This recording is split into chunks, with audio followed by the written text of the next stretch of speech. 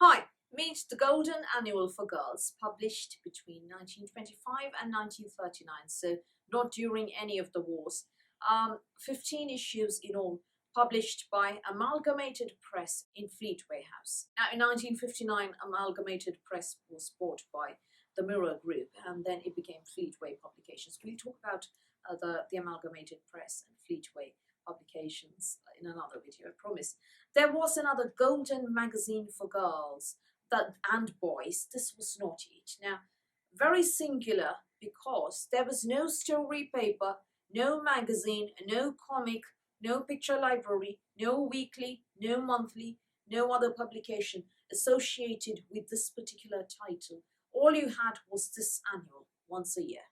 And the covers were golden yellow to orange, and they were illustrated by Leonard Shields, the covers that is, who was also illustrator for The Magnet. He illustrated for Billy Bunter. And all issues were hardbound, and the spine was red, maroon, brown.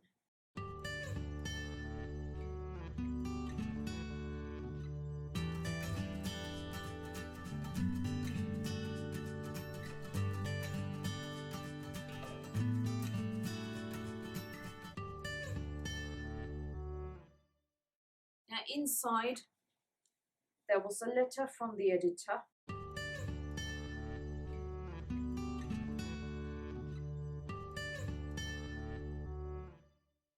And there were illustrated stories in print. There were no comics, no strips, no other articles. It was just jam-packed with fiction, and more fiction. All 168 pages, as you can see, a thick, sumptuous, fiction treat. And apart from the frontispiece, there were other color plates in the book as well. There were no serials or series or stories published in installments. Every annual by itself was complete. And the printing was actually quite fine, which could be a problem as you get on in years, I suppose. But that made these books all the more jam-packed with a lot of fiction. Now, in the 1926 Golden Annual for Girls, there was the one Cliff House School story. Cliff House School, famous for Bessie Bunter, sister of Billy Bunter, by Hilda Richards, obviously pseudonym. Hilda Richards was supposedly the sister of Frank Richards, but was actually the pseudonym of Hamilton, Charles Hamilton, who wrote both Billy Bunter and Bessie Bunter. And the story that features in the 1926 annual is titled The Tyrant of the Third, and features Madge Stevens and Ida Jackson. So basically, I would call these collections of short stories. If anything, they're anthologies of short stories. The short stories they're longer short stories than usual, a lot of them, and sometimes they even have chapter-wise division, as you can see. So it's kind of self-contained there. The characters you will never find outside of this.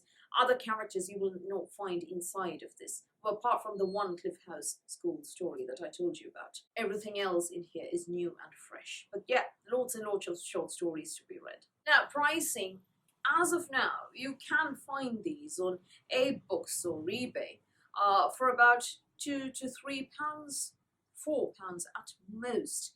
But I was shocked to find on Amazon that the first one, the 1925 volume, was priced at a whopping $851. Please don't buy that, people. You can get the exact same 1925 first ever Golden Annual for Girls of eBooks for, say, 4 or 5 quid. And the comic book price guide values them, all 15 of these annuals, all 15 of them, from good to very good. Now, these are between good and very good condition. All 15 are valued between £55 to £110. Not each for all 15, mind you. So don't overpay. That's what I'm trying to say. And apparently the annuals that appeared in the 1930s are a bit more rarer than those that appeared in the 1920s. I know that once this lockdown coronavirus mess is over, I'm going to be hunting out more of these. So let's talk about the contents. The letter from the editor was sent, very specific. It was all, good wishes and, and tell me your thoughts. Here's the latest. Just that. It doesn't even tell you the name of the editor, actually. I mean, we don't know how many of these writers used pseudonyms. Some of these writers are repeated across these annuals. Muriel Holden, Alice Stafford, Alma Bewley, Ada Crandall, Renee Fraser, Joan Inglesant. So these are names that we're seeing repeated. So we don't know how many of these were pseudonyms and how many of these were actually written by the exact same person under different names, because a lot of the works at the time were quite syndicated. You know, think of Laura Lee Hope writing Bobbsey Twins. There was no Laura Lee Hope at all. There were a bazillion different writers, and the fiction covered a range of topics. There was a mix of school stories, home stories, travel stories, overseas stories, history stories, including King Alfred, family drama, pet stories, horse riding, pony stories, guide stories, sports stories. But unlike Girl's Crystal and School Friend, where a lot of stories involved name clearing after being wrongly framed for a crime the person didn't commit, or somebody trying to sabotage their winning a competition, either by themselves or somebody framing a cousin or a sister and the protagonist trying to clear the cousin or the sister's name. Unlike that, very repeated plot, you have various different kinds of plots in here that I really, really like. Of course, the stories are definitely slightly upper class, not many working class characters, but there are a couple of stories that I noticed in these two annuals alone. One featuring the Romany, gypsies, and another one featuring village girls versus high school girls. And you would think that the high school girls would obviously win and the village girls were the villains of the piece, but that is not what happens here.